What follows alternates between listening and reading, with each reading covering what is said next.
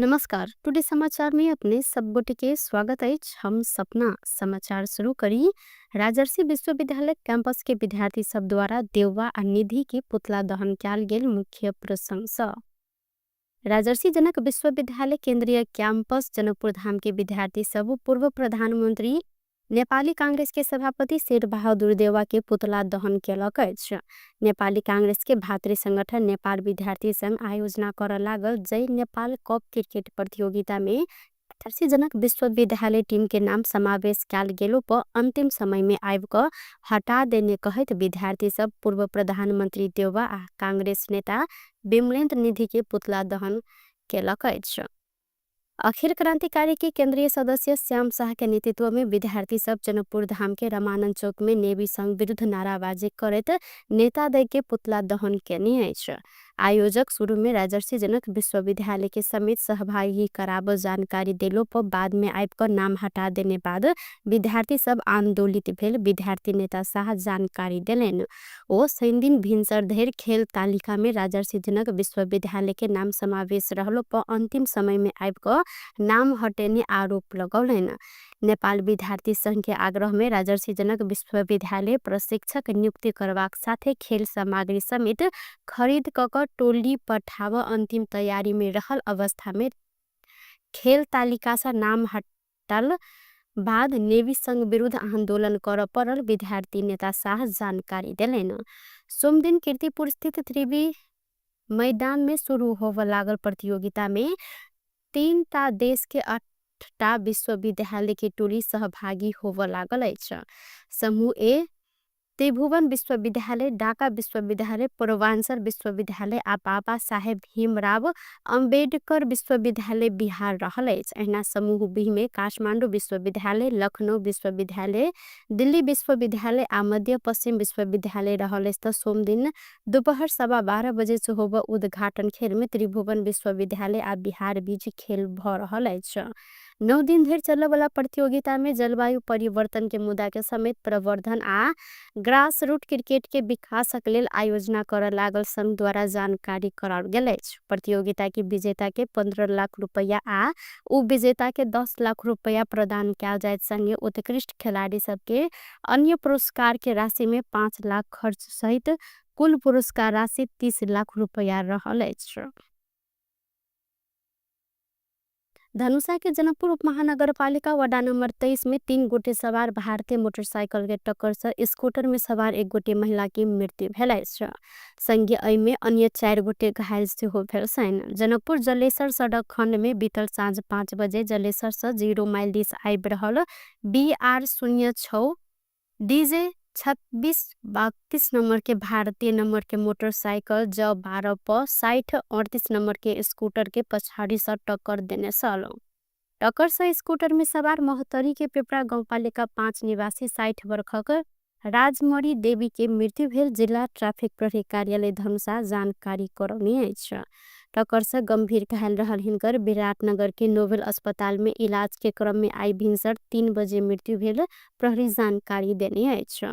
दुर्घटना में स्कूटर चालक 65 वर्षक कामेश्वर प्रसाद यादव घायल भेल छनि त हिनकर जनकपुर स्थित जानकी हेल्थ केयर में इलाज भ रहल है।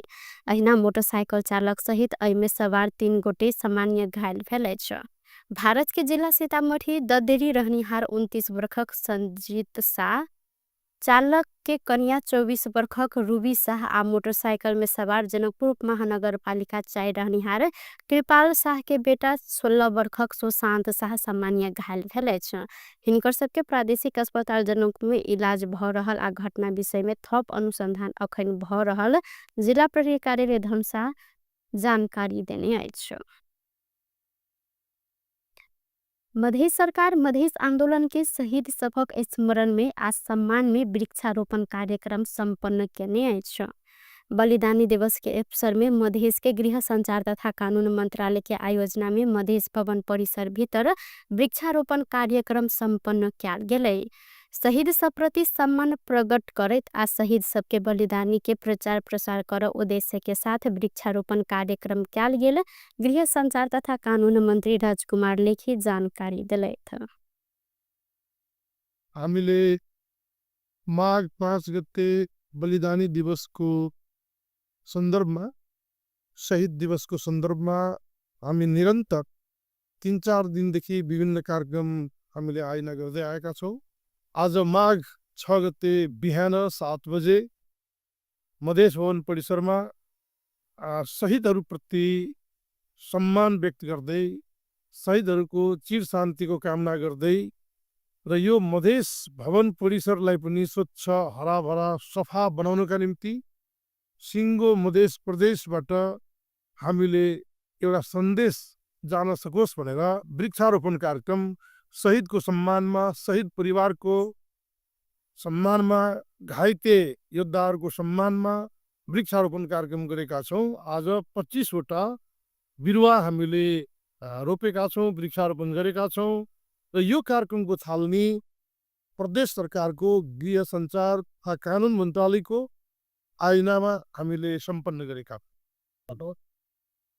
हिनकर अनुसार बलिदानी दिवस के अवसर में 25टा गाछी रोपल गेल। संगे गृह संचार तथा कानून मंत्रालय ऐसा पहिने बलिदानी दिवस के अवसर में अंतरक्रिया कार्यक्रम, शहीद परिवार के अभिनंदन तथा दीप प्रज्वलन कार्यक्रम केने सालू।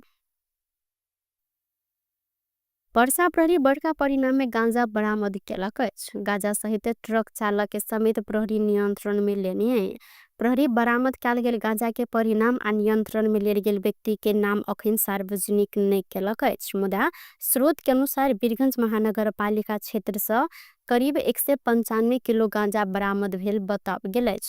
उक्त गांजा भारत दिस ल जा रहल देखने बाद आ विशेष सूचना के आधार में प्रहरी कार्यवाही आगा बढ़ाउने सल। एहि संबंध में विस्तृत विवरण सार्वजनिक करब पर्सा प्रहरी के कहब रहल अछि। वरिष्ठ अधिवक्ता दिनेश त्रिपाठी ऊपर भेल आक्रमण के विरोध में कानून व्यवसायी सब विरोध प्रदर्शन केलक। रवि दिन बार परिसर रामशाह पथ में सर्वोच्च अदालत बार एसोसिएशन के आह्वान में कानून व्यवसायी सब हाथ में कारी पट्टी बांध कर आक्रमण के विरोध जनौलेन। ये सब गोटे वरिष्ठ अधिवक्ताओं पर आक्रमण केने ऊपर कड़ा कार्यवाही होब परत जिक्र केलन। संगे कानून व्यवसायी सबके सुरक्षा के गारंटी होब परत हिनकर सबके मांग रहल अछि। संगे विरोध प्रदर्शन के क्रम में नेपाल बार एसोसिएशनक अध्यक्ष गोपाल कृष्ण घिमरे सदैव एकताबद्ध होइत कानून व्यवसायी ऊपर भेल आक्रमण के विरोध करब जानकारी देलैन। कानून व्यवसायी असुरक्षित भेल त अदालते असुरक्षित रहला से सरकार के एहि प्रति ध्यान देबो परत हिनकर कहब अछि। संगे ओ कानून व्यवसायी ऊपर के आक्रमण लोकतंत्र ऊपर लागबला ग्रहण जेहन रहल जिक्र सेहो केलैन। संगे वरिष्ठ अधिवक्ता शंभु थापा कानून व्यवसायी ऊपर भ रहल आक्रमण रोक एकता आवश्यक रहल हिनकर कहब अछि। ओ त्रिपाठी ऊपर भेल आक्रमण के विस्तृत रूप में अनुसंधान करते सबके कानून के कटघेरा में आना ऊपर जोड़ देने छैन। आग्रह गर्दछु अदालतलाई पनि यो विषयमा गम्भीर हुनका लागि अदालत समेतलाई आग्रह गर्दछु, सरकारलाई आग्रह गर्दछु, अदालतलाई आग्रह गर्दछु। अब आदरणीय पत्रकार साथीहरू, तपाईहरुले आज जुन एकैबद्धता जनाएर हामीलाई सुनिदिनु भएको छ, हाम्रा कुराहरू सम्प्रेषण गरिदिनु भएको छ, म त्यसलाई धन्यवाद भन्दछु। र तपाई हामी दुईटै पेसाकर्मी हौ, हामी एउटा एउटा पेसामा छौँ। आज कानुन व्यवसाय असुरक्षित भयो, भोलि पत्रकार असुरक्षित भयो भने समग्रतामा भन्ने हो भने लोकतन्त्र असुरक्षित हुन पुग्दछ। जब कानुन व्यवसायी अदालतमा कुटिन्छ,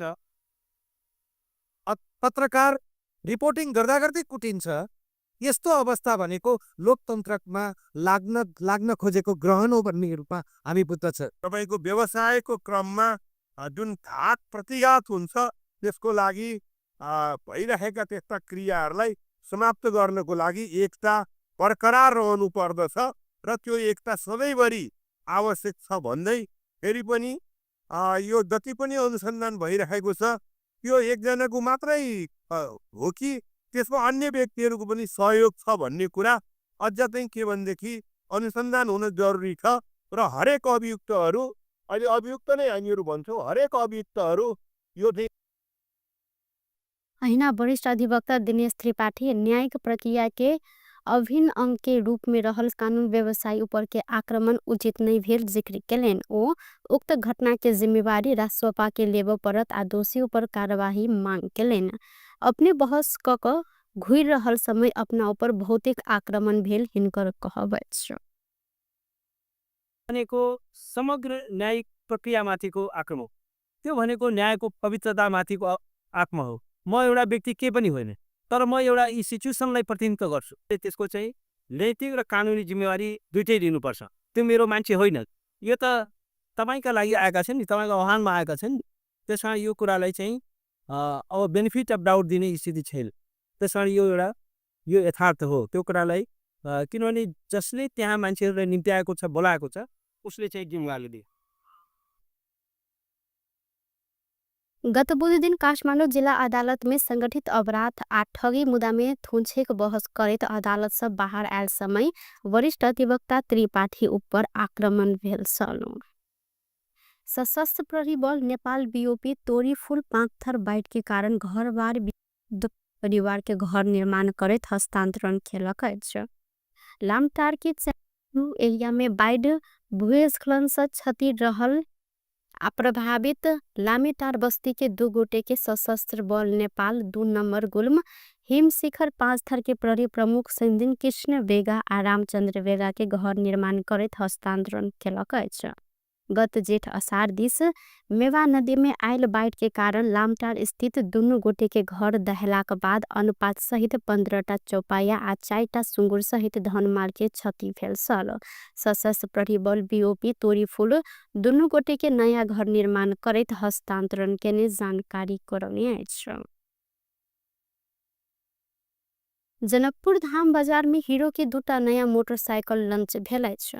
हीरो मोटरसाइकिल के नेपालक लेल सीजी मोटर्स जनकपुर धाम स्थित स्वस्तिक ऑटो एंड ट्रेनिंग आयोजना के एकटा कार्यक्रम के बीच दुनू मोटरसाइकिल सार्वजनिक केलक अछि। हीरो एक्सट्रीम 125 आर आ एक्सट्रीम 160 4V सार्वजनिक कयल गेल अछि। हीरो एक्सट्रीम 160 आर 4V आ 163.2 सीसी क्षमता के सिंगल सिलेंडर 4 वल्व आयल कूल्ड इंजन देने सीजी मोटर्स के कुंदन भंडारी जानकारी दिलेन।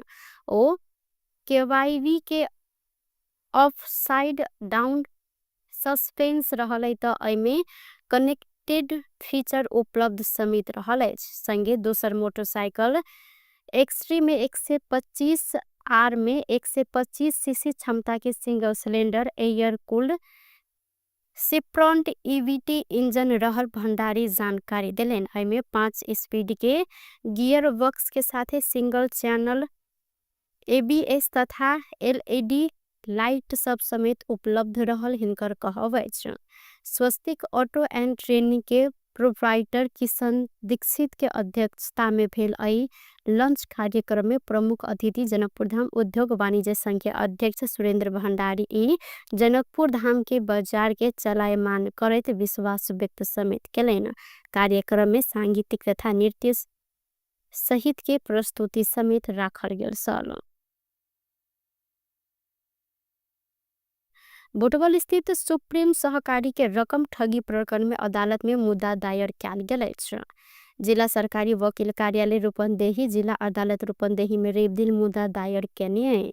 सरकारी वकील कार्यालय के सूचना अधिकारी उमा कुमारी केसी मुलुकी फौजदारी अपराध संहिता के ठगी कसूर आ संगठित अपराध के कसूर में मुद्दा दायर केने बतौलिन। संगठित रूप में ठगी के कसूर में मुद्दा दायर कयल गेल अछि। थप 42 गोटे प्रतिवादी रहल हिनकर कहब छल। राष्ट्रीय स्वतंत्र पार्टी रासपा के सभापति तथा पूर्व गृह मंत्री रवि लामेछाने सहित ई सहकारी ठगी प्रकरण में 42 गोटे प्रतिवादी रहल छथि। काठमाडौँ उपत्यका विकास प्राधिकरण सार्वजनिक जगह अतिक्रमण कऽ बनायल गेल घर टहरा हटाब शुरू केलक अछि। प्राधिकरण मापदंड विपरीत सार्वजनिक जगह में बनल संरचना सेट बैक मापदंड नहीं बनाकर बनायल गेल घर टहरा हटाब शुरू केलक अछि। एहि क्रम में रेप दिन काठमाडौँ महानगर वडा नंबर 7 मालपोत कार्यालय नजदीके रहल धुवी खोला कॉरिडोर में सरकारी जगह अतिक्रमण कऽ बनायल गेल संरचना हटौलक अछि। अतिक्रमित संरचना हटाब क्रम में किछ व्यक्ति सब विरोध समेत केने छल। धोबी खोला आ बागमती नदी किनार में करीब 500 रोपनी जगह सार्वजनिक जगह अतिक्रमण भेल कहैत आमदनी स्रोत के लेल बनायल गेल घर टहला हटाव शुरू कैल गेल प्राधिकरण के काठमाडौँ जिला आयुक्त सुभाष बस्नेत जानकारी देलनि। बस्नेत जगह फ्लोटिंग संस्थागत भवन सार्वजनिक व्यापारिक पार्टी पैलेस अस्पताल विद्यालय लगायत के संरचना बनावलेन अनिवार्य रूप में अनुमति लेब परत जानकारी देलैन।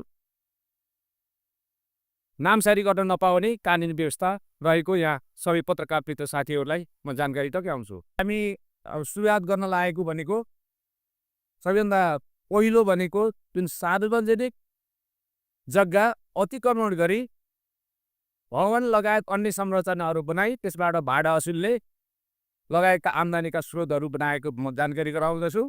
र यसै परिप्रेक्ष्यमा आज हामी आजबाट काठमाडौँ उपत्यका विकास प्राधिकरण जिल्ला आयुक्तको कार्यालयले 3वटा कुरा, एउटा मापदण्ड विपरीतका संरचना, अर्को सार्वजनिक जग्गामा बनेका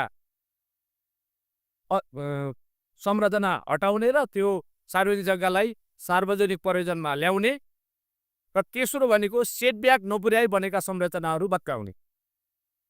यो धोबी खोला र बागमती नदी किनारमा करिब 500 रोपनी जग्गा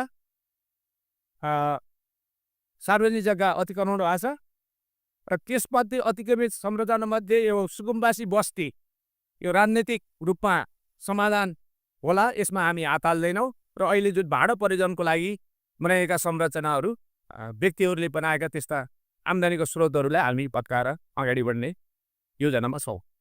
र त्यसैको प्राधिकरण स्वीकृति नै लक संरचना बनायल गेल भेटल त संरचना तोड़बाक संगे कड़ा कार्यवाही कर चेतावनी समेत देलक अछि। मापदण्ड विपरीत संरचना बनायल गेल भेटल त जिला आयुक्त कार्यालय में उजुरी देव समेत प्राधिकरण आग्रह केलक अछि। टुडे समाचार में अब आर्थिक संबंधी समाचार।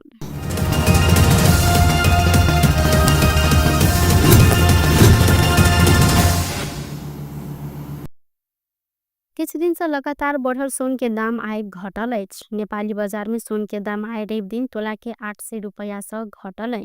नेपाल सोन चांदी व्यवसायी महा के अनुसार 800 रुपया से घट कर तोला के 1100 में कारोबार भ रहल अछि। दिन सोन 1300 रुपया से बढ़ कर तोला के 57,900 रुपया में कारोबार भेल सल। संगे 1200 रुपया से बढ़ल सोन तोला आ बुध दिन 400 रुपया से बढ़ल सोन 1,55,000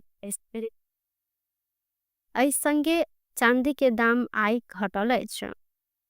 महासंघ के अनुसार एम्हर चांदी 30 रुपया 1,860 रुपया में कारोबार भ रहल अछि। ऐसे शुक्र दिन 10 रुपया से बढ़ कर चांदी 1,890 रुपया में और बृहस्पति दिन 50 रुपया से बढ़ कर चांदी 1,880 रुपया में कारोबार भेल सल। टुडे समाचार में अब अंतर्राष्ट्रीय संबंधी समाचार।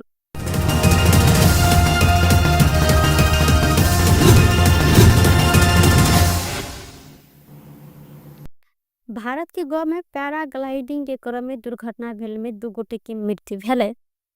नेपाली पायलट आ 1 गोटे भारतीय पर्यटक रहल जानकारी करल गेल अछि। मृत्यु फेर में पैराग्लाइडिंग पायलट 26 वर्षक सुमन नेपाली आ भारतीय पर्यटक शिवानी रहल छन्। शिवानी भारत के पुणे निवासी रहल जानकारी देल गेल अछि। सुमन के अखन ठेगाना सार्वजनिक नहीं कैल गेल अछि। शनि दिन उक्त दुर्घटना भेल भारतीय समाचार माध्यम सब द्वारा जानकारी देल गेलै। अनुमति बिना आ आवश्यक सुरक्षा उपकरण बिना पैराग्लाइडिंग के लिए में उक्त दुर्घटना भेल बताओल गेल अछि। प्रहरी पैराग्लाइडिंग कंपनी के मालिक शेखर रायजादा के गिरफ्तार समेत केलक अछि। बॉलीवुड अभिनेता सैफ अली खान के चाकू प्रहार के व्यक्ति के प्रहरी सार्वजनिक केलक अछि। नियंत्रण में रहल मोहम्मद शरीफुल अस्लाम असजाद रहल प्रहरी जानकारी देने ओ विजय दास नाम राख मुंबई में रहैत आयल बताओल गेल अछि। ओ भारतीय नागरिक रहल प्रमाण नहीं भेटल प्रहरी के कहबैछ, मुदा प्रहरी ओ बांग्लादेशी नागरिक रहल अनुमान केने। मुदा हिनका संग पासवर्ड वा अन्य कोनो परिचय पत्र नहीं रहल। संगे पत्रकार सम्मेलन में मुंबई प्रहरी के डीसीपी दक्षित गेदम कहलेन ओ अवैध तरीका से भारत आयल सन। विगत 4 महीना से मुंबई के ठाणे में रहेको ओ हाउस कीपिंग एजेंसी में काज कर रहल छलैन। हिनकर संग से प्राप्त किछ कागजात देखल गेल में ओ बांग्लादेशी नागरिक होब सक अनुमान कैल गेल अछि। हिनका विरुद्ध राहदानी दुरुपयोग लगायत के मुद्दा में समेत आरोप पत्र दायर कर तैयारी भ रहल प्रहरी जानकारी करौने। बेस्त टुडे समाचार अखन के लेल एतबा। उन दोसर समाचार लक उपस्थित भेटा करब तखेंदर के लेल हम सपना विदा मांगे छी। देखते रही टीवी टुडे जनकपुर। नमस्कार।